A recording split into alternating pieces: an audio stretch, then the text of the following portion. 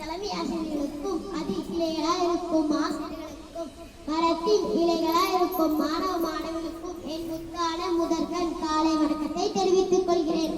தாருங்கள் தங்கள் கவனங்களை. உலகம் போற்றும் மகராசர் அவரே எங்கள் காமராசர். கரும வீரர், பெருந்தலைவர், மேதை, ஏழை பங்காளர் என்றெல்லாம் புகழ்படும் காமராசரை பற்றி தான் பேச வந்துள்ளேன்.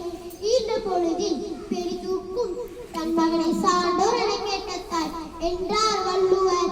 இந்த குரல் கூறுவது போன்று தன் மகனை ஈன்ற பொழுதை விட அவர் அரியணையில் இருந்த போது உலகம் போற்றும் புகழ்தனை கேட்கும் பாக்கியம் ஒரு தாய்க்கு கிடைத்தது என்றார். காமராசரை ஈன்றெடுத்த சிவகாமி அம்மையால் தான் இத்தகு பெருமைகளை பெற்ற தூய தாய்.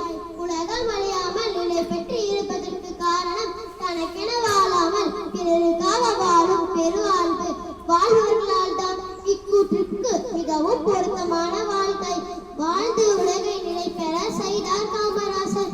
காமராசர் இறந்தவுடன் அவர் வசித்த வாடகை வீட்டின் சொந்தக்காரர் எடுத்துக்கொண்டார். பயன்படுத்திய காரை காங்கிரஸ் எடுத்துக்கொண்டது. உடலை அக்னி எடுத்துக்கொண்டது. அவரின் பெயரை மட்டும் வரலாறு எடுத்துக்கொண்டது. ஏழைகளின் வாழ்வில் ஏற்றம் வர என்றும் உழைத்தார் மாற்றம் வர. ஆட்சியில் அணைகளை கட்டி வைத்தார், ஆக்கமுடைய செயல்களை கொட்டி வைத்தார். கோடிகளை சேர்க்கும் மனிதர்களை கொஞ்சம் இவர் செயல் பாருங்கள். வறுமையில் இவர்தான் வாழ்ந்தாலே உலகம் உள்ள நாள் வரைக்கும் பெருந்தலைவர் புகழை நினைத்திருக்கும்.